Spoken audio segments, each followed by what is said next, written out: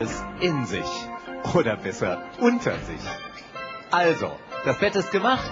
Jetzt mal sehen, wer sich hier mit Schwung in die Falle haut. Da kommen sie schon, die ersten Matratzentester.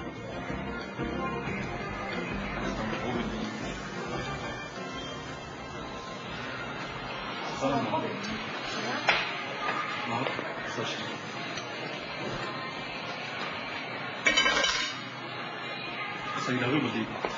Ja. Komm, ich komm zu dir.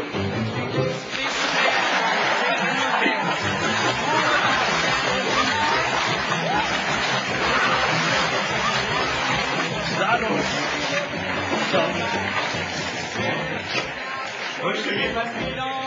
Hallo. Nein, ich beschweren jetzt doch gar nicht.